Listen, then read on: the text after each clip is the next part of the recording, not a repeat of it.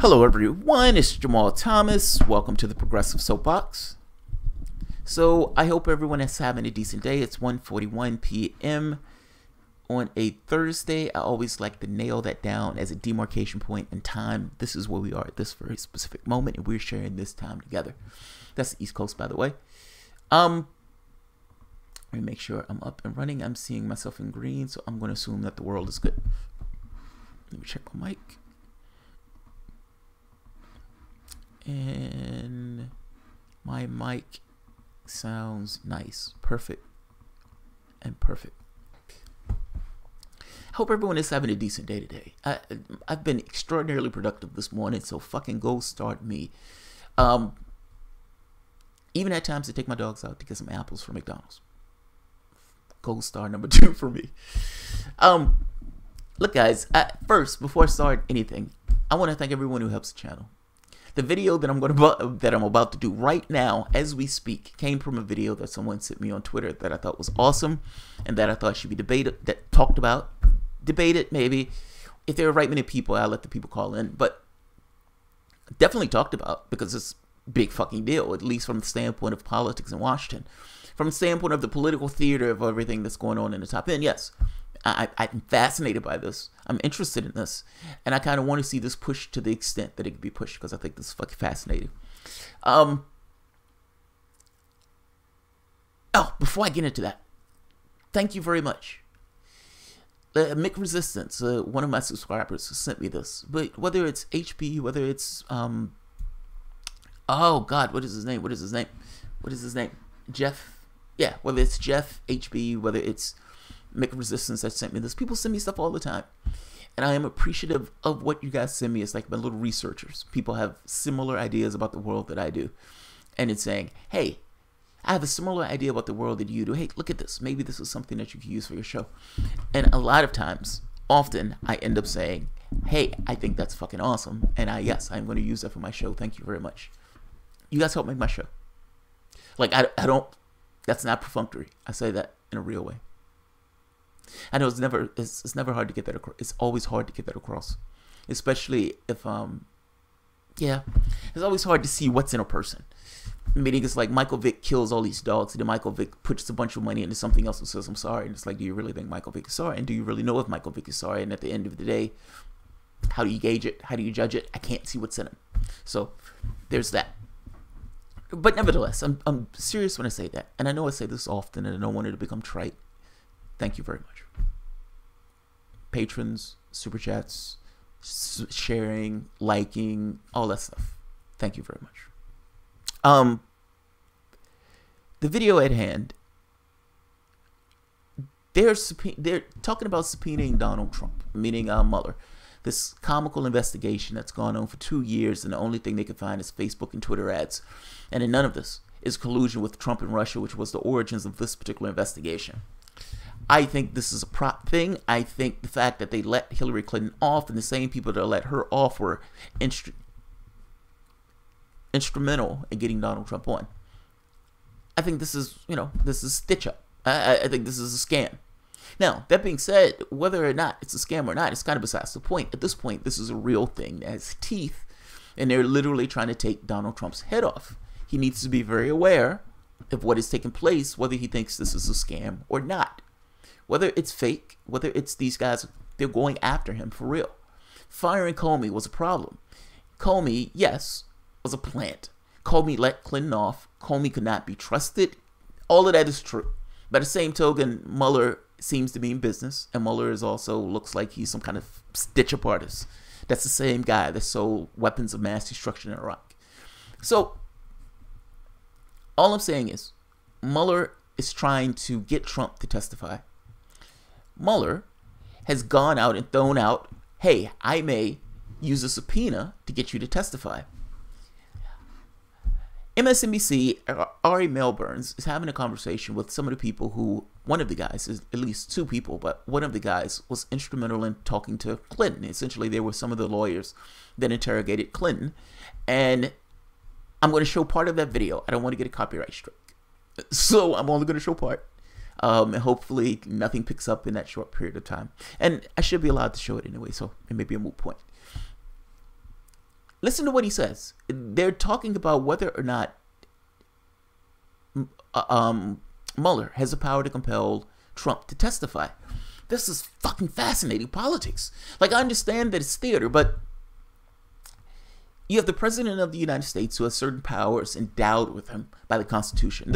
And just saying that somebody has powers endowed to them sounds immensely badass by itself. But it's true, he does. He was a reality show host. Yes. He fired has-been celebrities for a living. Yes. Everybody needs a living. He found a job firing has-been celebrities. And now he's the president of the United States. Shit happens. Juxtapose this with Mueller investigating that same president, this executive of the United States, and Mueller saying, I have certain powers endowed in this entire process of me investigating you. And President Trump says, no, your powers do not exceed the office of the presidency, and what you have does not get to this point. Meaning, you can investigate me up to a certain point, but I do not grant you that your authority extends to that level or beyond that level. Meaning, Donald Trump can tell Mueller to kick rocks. Now, the argument or the conversation or debate, whatever you want to call it, that Ari Melbourne is having with the lawyer who was interviewing Clinton in the Monica Lewinsky's case, in the scandal, in the Whitewater stuff, he's telling Ari, look, we don't know whether or not how defined that law is. We don't know if, meaning they're using the Nixon law in order to say, yes, we have the power to do this. But we don't necessarily know how defined that law is. That law could be wide, or they can read that law as being narrow. If they read that law as being narrow, the judge could say Trump is right. You don't have the authority to do this. And the authority that was given to Clinton, or those attorneys that was going after Clinton, Ken of Starr, is different than the authority that you yourself have. Meaning you don't necessarily have the authority to go after Trump. Or they can read it wide open, in which case they say, cat's out the barn, you can do whatever you want. Fucking politics. Oh, I love politics. Because understand what's taking place here. You have,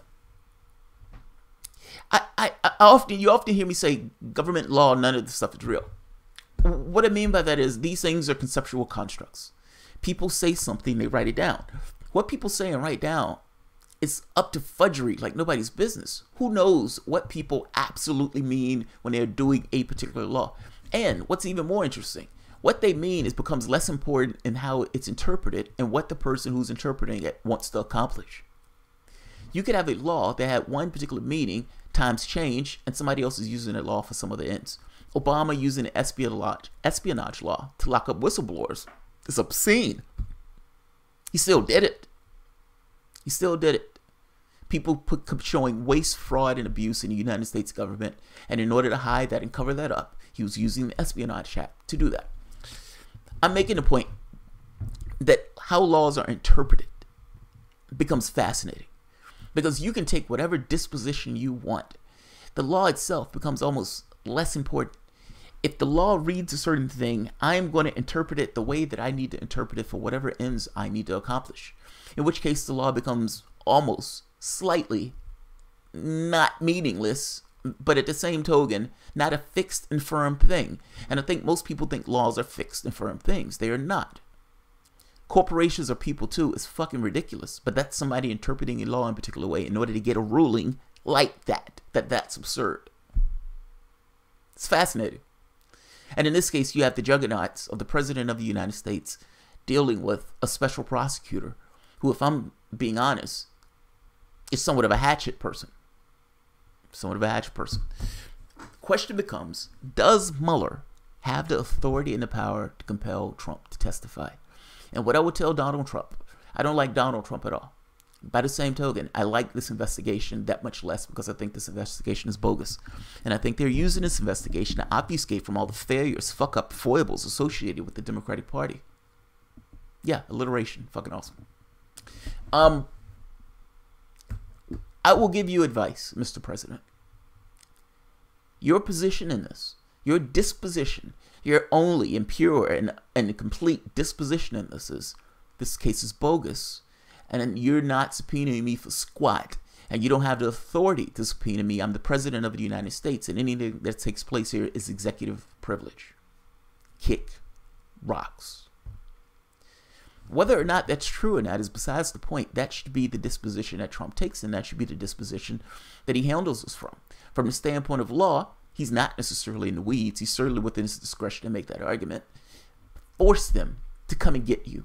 Force them to drag this out in one court case after the next, for year on year and in. By the same token, go back to your affairs of state. Now, I say that knowing that he has gross affairs of state, and I don't necessarily want him to prosper in his affairs of state. I also say that knowing that a lawsuit will probably drag this out and create a drain effect on his presidency in the same way that it did Bill Clinton. So, the lawsuit itself is something that he has to contend with one way or the other. The lawsuit itself puts a drain on Donald Trump, keeping him from doing some of the things that he wants to do. So, I don't necessarily hate that. By the same token, you should fight this. It would be insane for you to sit down and have a conversation with Mueller. And before I show this video, just to make a clear point, do you remember what Bill Clinton got impeached for? Nobody remembers this. Do you remember how all of it started? Let's say it that way. Ultimately, Bill Clinton got impeached for lying about a blowjob. And it's a good thing he did. He was talking about privatizing Social Security with Newt Gingrich. So, there you go for Democrats. But if you remember, this had nothing to do with the blowjob. All of this started out of a Whitewater investigation that morphed into Bill Clinton lying. Now, the catch is Donald Trump would have to sit in that room and they have all of this information on Donald Trump. Stuff that Donald Trump is not going to remember. Fact is, if you ask me what I had to eat last week, I'm not going to be able to tell you. If you ask me where I went to, or even when I got married, like the days on which, or the days nearby in which I got married, I probably couldn't even tell you. If you ask me when the last time I took a vacation, on what particular date, I probably couldn't tell you. I don't remember any of that stuff. I don't remember when I got a transplant. Like, I'm trying to give you this thing of the haziness of memory and this idea of trying to remember each and every detail of your life that they're going to be picking apart in order to try to find things to put an axe in you. You would be insane to sit down with Robert Mueller. If you believe that the tenor of this investigation is purely as a political hit job, which I actually agree with you. If you believe that Hillary Clinton should have been locked up, I actually agree with you. And if you ask that question of how on earth did that woman get off, and how on earth is the same people that was involved in getting her off also on my case, you will be correct. If you come to the conclusion that Comey is out there talking about the Republican Party in ways that are unbecoming of an FBI agent, and you ask the question, when did Comey harbor these feelings, before the investigation or after the investigation?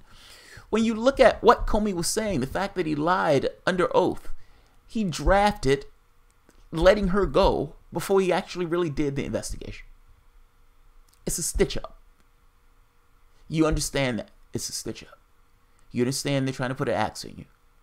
I don't like you, but I'm telling you the truth. You would be absolutely and utterly insane to sit down with Robert Mueller knowing that the only reason he's there is to put an axe in you and to put a drain, or at the very least end your presidency, to mar you into this kind of impeachment stuff.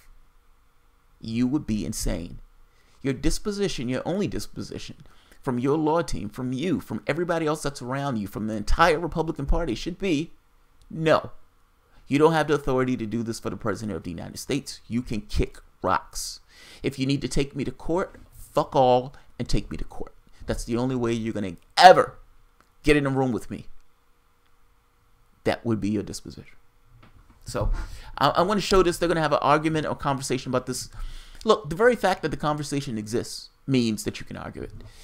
Laws don't even have to make sense. From a standpoint of you making your argument, it doesn't even have to make sense. The very fact that an argument exists allows you to have an argument. Somebody else who's looking on, who's one of your sides, one of your Democrats, or one of Republicans, will likely jump on your argument, not because your argument makes sense, but just because you yourself are espousing that particular argument. Like I said, the very act of arguing gets across the idea that an argument exists. If you have two people on the evening news, one person is sputtering nonsense, the other person is making some level of sense, it doesn't really matter that the person's sputtering nonsense. They're sputtering nonsense in order to protect a disposition that they want, that they can't just say openly that this is what we want.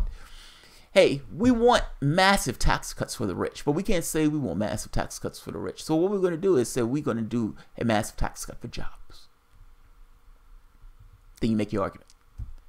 It doesn't matter that for the most part, those tax cuts get put in people's pockets. Doesn't matter in the least. Doesn't matter that if you wanted to really spur jobs and everything else, you would give that money to the bottom end and allow that money to follow to the top. Doesn't matter that all of that's true. All that matters is the argument itself. And in this case, the argument should be kick rocks. I'm the president of the goddamn United States, and you lowly SOB does not have the authority to pull me into a deposition in this way. Last point. Where is there a last point? I think there was a last point, but I think that last point drained away from me. Yeah, let's watch the video. So this is Ari Melbourne having the conversation with the attorney. Oh, by the way, this is kind of one of those things, the reason why I say Obama is weak. He's a constitutional lawyer. Certainly he knows at this point that laws are these flexible, malleable things, that it boils down to the way you want to make your argument. If they wanted to, they could have gut and killed Obamacare at the Supreme Court. At the last minute, Roberts changed his mind. Scalia persistently, that asshole, tried to get him to undo that particular decision. But Roberts changed his mind, and he looked at the law in a different way. The law was not a fixed thing. It was a malleable thing that could be changed and flipped and altered and bent and everything else. However, they had their ideas on what that law was going to be is less important than the way it's interpreted. I hope that makes sense. Let's take a look at this. So I love this conversation between these two. This is Saul Eisenberg having a conversation with Ari Melbourne on, I guess you can say, the powers of the presidency from the standpoint of somebody interrogating the president of the United States. Who, as we mentioned, questioned President Clinton as deputy independent counsel under Ken Starr. Thank you for coming on the beat about this. Thanks for having me. Did you know in the lead up to that President Clinton would ultimately testify voluntarily after getting the subpoena? Or was that a genuine question in your office, as it may be in Mueller's tonight, where you thought you might have to litigate that out? No, we didn't. Once we decided to issue the subpoena, we didn't really have any doubt that he was going to testify in some format. And we had the authority of U.S. versus Nixon, we felt, behind us. We also thought politically he wouldn't be able to do it. But there's an important thing about U.S. versus Nixon that should not be forgotten, particularly in the case of President Trump. In U.S. versus Nixon, the Supreme Court thought it was very important that Leon Jaworski, the special counsel, had the specific authorization to contest executive privilege. That was in the federal regulation that controlled him. Bob Mueller does not have that authorization. So there is a real potential legal argument the Trump people can make, saying this isn't even a justiciable issue because Mueller does not have the right. It's an intra-branch dispute. Right. Mueller does not have the right to question my invocation of executive privilege. That's awesome. Now, they're getting into the weeds big time in regards to the stuff that they're saying. Let me make sure I'm still up. Yes, I'm still up. I don't trust YouTube. Well, they're getting into the weeds in regards to what they're saying, but it doesn't really matter that they're getting into the weeds. It boils down to, does the president have the capacity to say no? And is the other guy going to have to kick rocks or go through some kind of lengthy legal process in order to fight this out till it gets to the Supreme Court? It's fucking amazing. God, I love politics. When Obama was doing the Supreme Court thing, and the Republican Party wouldn't allow him to put his person up, and the entire time Democrats wagged their fingers, oh, how dare they? They're not letting Obama put their person in. This is tragic. This is a shame. Voters will never forgive them for these bastards and ruffians. Those bastards and ruffians. Not only did the American public not care on the weakness of the Democratic Party, House, Senate, Supreme Court, and presidency, by the way. Not only did they stop you from putting your guy, who was rightfully your guy to put into that seat, they still beat you on top of it, enshrining the fact that they screwed your guy over. And you put up a moderate Republican for that spot on the Supreme Court for a lifetime appointment. what Obama should have did in that point was say, you guys are pretending to keep your court open, or you guys are pretending to keep Congress open. This is a sham. This is nonsense. I am not going to validate that with any legitimacy at all, and I'm going to put a special appointment into the Supreme Court. You all can kick rocks. And force them to take you to court, to go through a lengthy process, to pull him out of that seat. That's what you should have did. You should have made it hurt. I'm making the point that if they're going to do things like that, there needs to be a penalty for the things that they're doing. Even if that penalty is one of those things you don't necessarily think you can fully win, or you don't think you can fully hold, it doesn't matter. You make your argument. You stand by that particular argument, because that argument would have been right. Whether or not you could have technically pulled that off from the standpoint of law is kind of besides the point. You make your argument.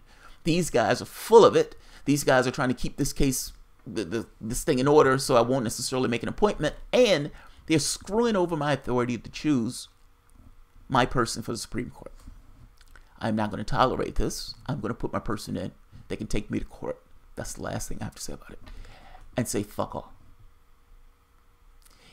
I'm making the difference, or giving the difference between a position of weakness versus a position of strength. People forgive strength even when it's wrong. Or they forgive strength used in a wrong way. They don't necessarily forgive weakness. It is pathetic and weak to cry and cry and cry in the way Democrats and the way progressives constantly do, whatever after having. How on earth, and I'm sorry, I'm going on a tangent. How do you compel people to do something that they have no reason to do? What's your pressure? What's your force? What's the thing that creates an incentive in them to do something? You whining and crying about it, trying to shame them. These people are shameless. As lefties, you're running across the country in the Democratic Party trying to take back the ship. And information and evidence have come out that there's no ship to take back at this point. They've already pulled up the drawbridge.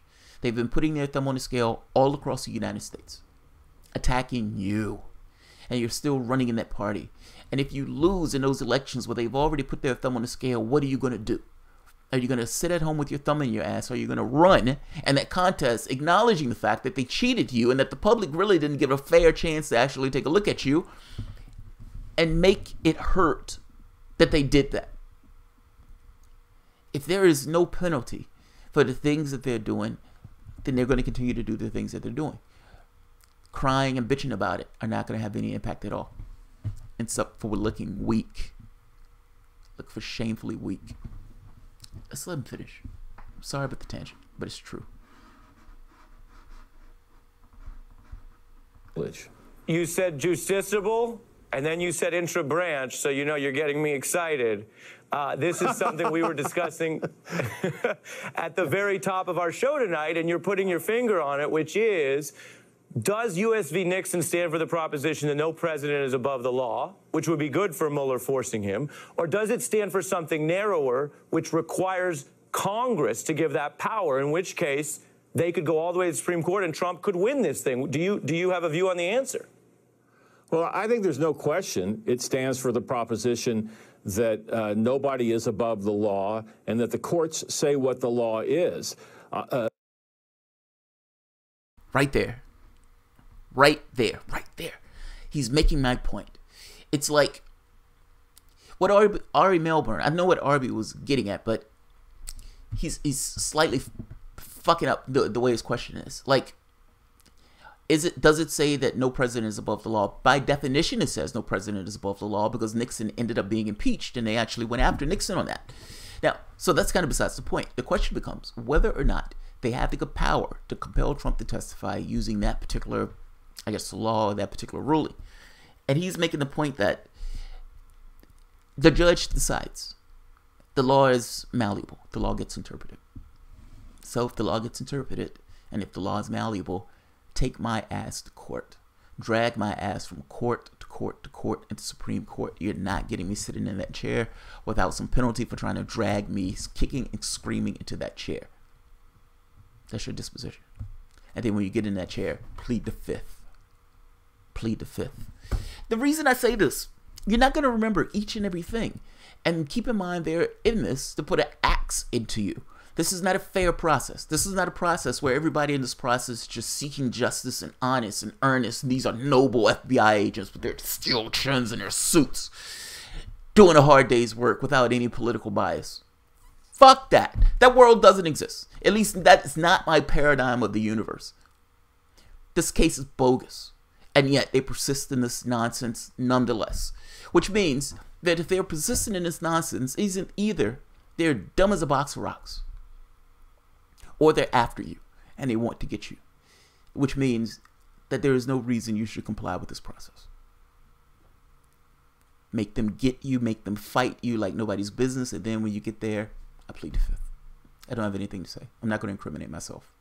Not because there's anything incriminating, just because I don't remember each and everything that has taken place over the course of my life, and I don't want to take the chance that allow this prosecutor, who I don't give any legitimacy to find something that he can get me on. Me pleading the fifth in this case is not indicative of me being guilty. It's indicative of this being a sham case. You can quote me on that if you want. Give me attribution, but definitely you can quote me on it. So, let's hear a little bit more from Ari. Hopefully they haven't shut me down yet. My point is a narrower one, that as a procedural matter, President Trump's team could come in and say, I'm sorry, we're invoking executive privilege.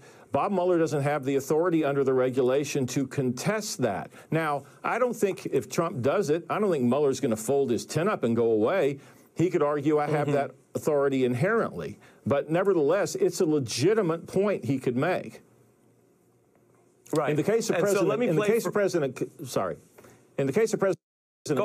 Clinton, Ken Starr was the independent counsel. There was no question that he had the authority to litigate the matter if the president would have challenged it. Now, of course, no court had ever held you can subpoena the president for his grand jury testimony, but I think it's certainly implicit in both the U.S. versus Nixon and in the Paula Jones case.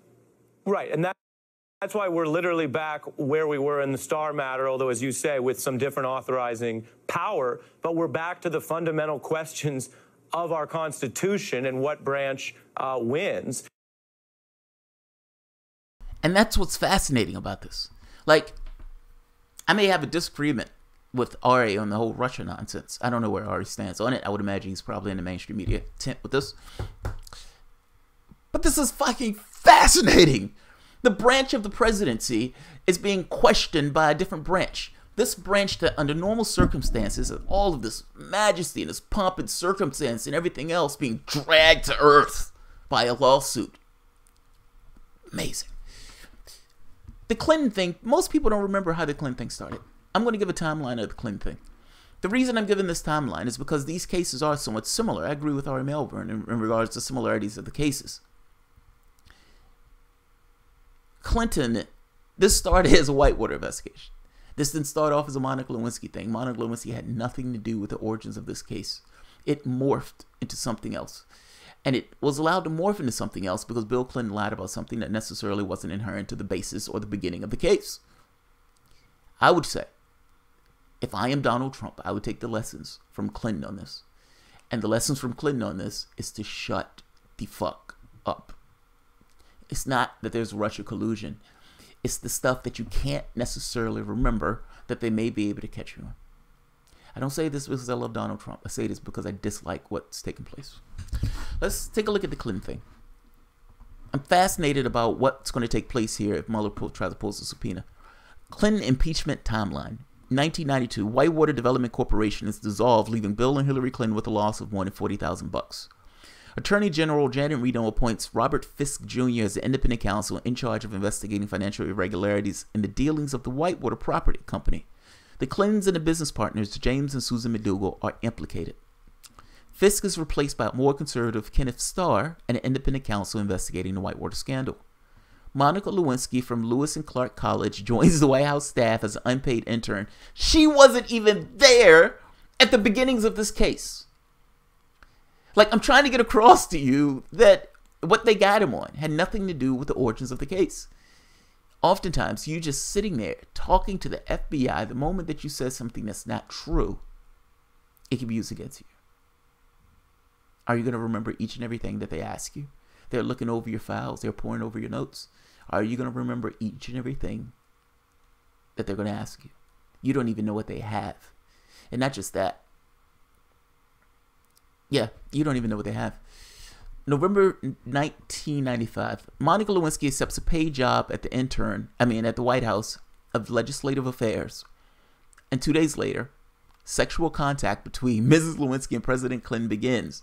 The affair continues sporadically for the next 18 months. I love how they say sexual contact. Bill Clinton said blowjob. Monica Lewinsky said it was more than the blowjob. I suspect it was far more than the blowjob. I think Clinton is lying through his teeth. I'm just saying. April 1996, Mr. Lewinsky leaves the White House for public affairs posts at the Pentagon. May 1996, the first Whitewater trial ends with the conviction of Ms. McDougal for fraud. A Senate hearing ends inconclusively a month later. 1997, Kenneth Starr, the independent counsel investigating the Whitewater scandal, announces he will step down from the investigation. He then changes his mind and continues the investigation. May 1997, according to Starr report released in September 1998, President Clinton tells Monica Lewinsky the affair is at an end. Just days later, the Supreme Court rejects Mr. Clinton's claim that as president, he should have immunity from civil cases. This ruling allows Paula Jones' harassment case to proceed against him. Linda Tripp is reported in Newsweek magazine as having seen White House staffer Kathleen Willey emerging from the Oval Office looking disheveled, but happy, and with her lipstick smeared. Mr. Clinton's attorney, Robert Bennett, claims Mrs. Tripp is not to be believed.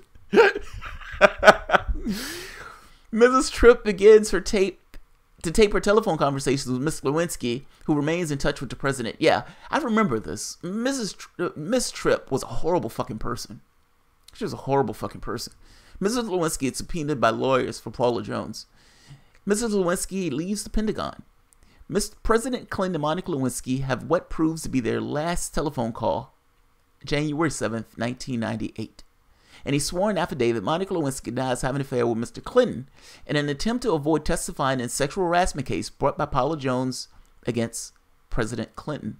Tripp dismisses her lawyers, allegedly because they were too close to the White House. She then contacts independent counsel Kenneth Starr, offering 20 hours of taped conversation between herself and Lewinsky. Monica Lewinsky trusted this woman as a friend, and this woman taped those conversations and handed them over. Think about that shit. Mrs. Tripp is knitted out with a hidden microphone by FBI agents for further conversation with Miss Lewinsky. President Clinton, testifying under oath to lawyers in the Jones harassment case, denies having an affair with Miss Lewinsky. He reportedly acknowledges having an affair with Jennifer Flowers, a charge he previously denied. I was wrong on this. I thought this was started as Whitewater. It's kind of besides the point. Even with the investigation for Paula Jones, it starts as something else. Morphs into them getting him on a technicality.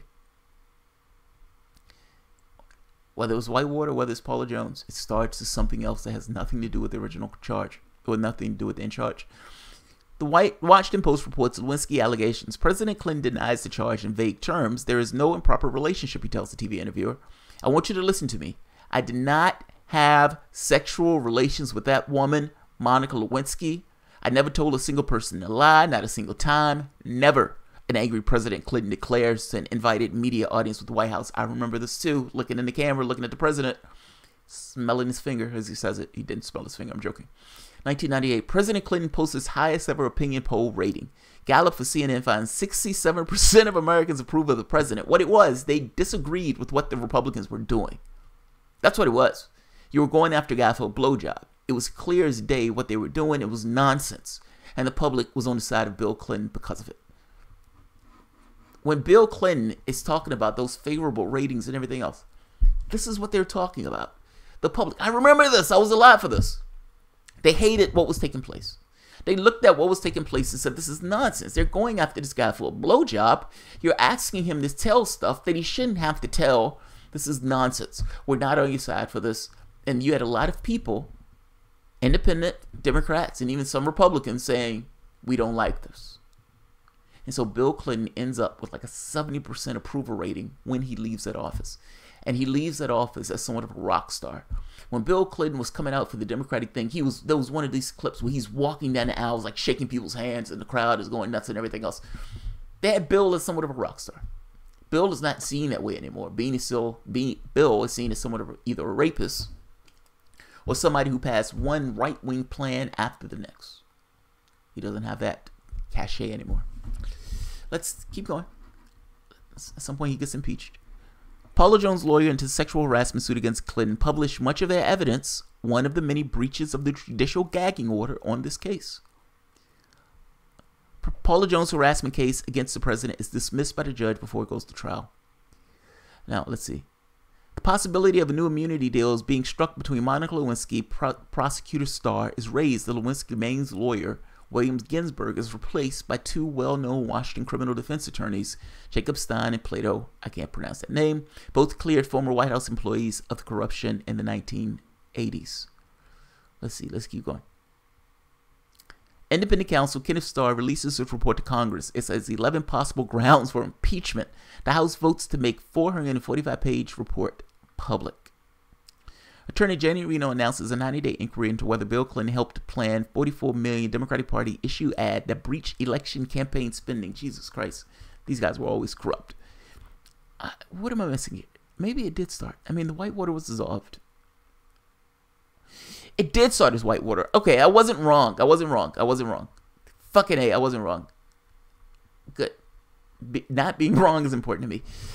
What I mean by that is, it started off as the Whitewater thing. It morphed into Congress doing their own independent investigation, having essentially Fisk, which turns in Kenneth Starr. The Paula Jones and everything else is going on kind of as a side, and all of these things converge when you find out, look, these are the grounds in which this guy lied, and these are the grounds for impeachment that you can use. They didn't call it impeachment for a blowjob, but that's essentially what it ended up being. And let's see. January 7th, 1999, the Senate formally begins the impeachment trial of President Bill Clinton on 2 charges of perjury and obstruction of justice. They caught you for lying. This is kind of what I'm getting at with Trump. They're going to ask you questions.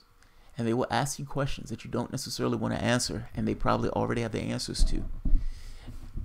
Your best bet is to not fight, which means is not be there. You fight the case like nobody's business. You take that argument of, this is nonsense, I'm not going to this trial, I'm not taking this subpoena, you don't have the authority to subpoena me in this case, and you push it as far as you can push it with your particular lawyer making that argument. And I still say, at the end of it, I plead the fifth. I mean, that's assuming they win. It's very possible that they don't win. Just like this guy was saying, it depends on how the judge reads the argument. The judge is going to shape the law in the way that the judge sees fit. But the judge can shape the law in a direction where he narrows the aim of the prosecutor, or he widens it. Either way, Trump should make the argument and should not, by any means, sit down with Mueller. So, that's my spiel. That's my position. Let's see who's here. Another example of Hillary's piss-poor strategies, again, is part of the reason we know about the affair was because Hillary's attempt to game the situation before it was made public. Wow. JT may well start wearing a Star Trek Discovery. Where is it? Discovery Merc on air. I don't hate Star Trek Discovery. It's grown on me as I watched it. I don't hate it.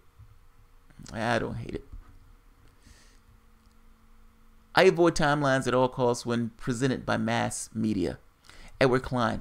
Chris Farley played that fat gal Linda Tripp perfectly on Saturday Night Live too. I remember that. You're going to have some millennials who are watching the show who are like, I have no idea what you guys are talking about. That's funny, man. Fuck, man. That brings back memories. Not good ones. The President of the United States looking into the camera. I did not have sexual relations with that woman. Then later on coming back saying, I lied to the public. Oh, it was so weird and bizarre watching that. Blah, blah. The discussion they are having is basically, there's a precedent for indicting presidents, but does it apply to a specific case? And the lawyerish guy is saying it hasn't been codified. So, yeah, that's exactly what he's saying. Saying they don't know. They don't know. I mean, ultimately, that entire segment, this entire episode of this particular show all boils down to, we have no idea whether or not they have the power to subpoena the president or not. But it is fucking fascinating to think about this idea of these guys warring with each other all the way to the Supreme Court and setting this kind of magnificent precedent. That's fucking amazing to me, man. This is why I love this stuff. I see this as all theater. And despite seeing it's all theater, theater is interesting nonetheless because, you know, otherwise people wouldn't go and watch. Jamal, how many hours a day do you watch Progressive Voice? I plead the fifth. Pillbox, never talk to police or investigators. Let your lawyers talk for you. Pillbox, you're right. That is something that people don't realize, but policemen are not your friend. They have never been your friend. They're in this to lock you up. You should assume that they're in it to lock you up, that they can't be trusted and they're horrible human beings. That needs to be your disposition, whether it's true or not. It's kind of besides the point. That should be your disposition. My lawyer is doing the talking for me. What's your name? I have no idea. I plead the fifth. My lawyer will figure that out. Talk to my lawyer first. It's like, sir, this is just a parking ticket. I'm talking to my lawyer. I'm waiting for my lawyer. Yeah. So, all right, I'm going to end this here. I'm not going to keep this long. It's all theater and people are making money. Jay Scott, that is true. That is true. One of the things that Michelle Wolf kind of pointed out is you guys love Trump. All of this theater, all of this media, all of this allows you guys to essentially monetize the pain and misery that people are going through in this country because that asshole is in office. Now, mind you, I don't think that pain and misery started with Trump. That's probably where I would disagree or differ from Michelle Wolf. But she is kind of making a point of this is theater. And there's real misery under that theater that this theater is kind of hiding and obfuscating. She's right. And you're right, Jay. You're absolutely right. All right, so I'm going to end this. I have a few more that I want to do before the day ends. So if you guys enjoy the content, please feel free to share, like, subscribe. And of course, you guys can always support through Patreon. Thanks, everyone.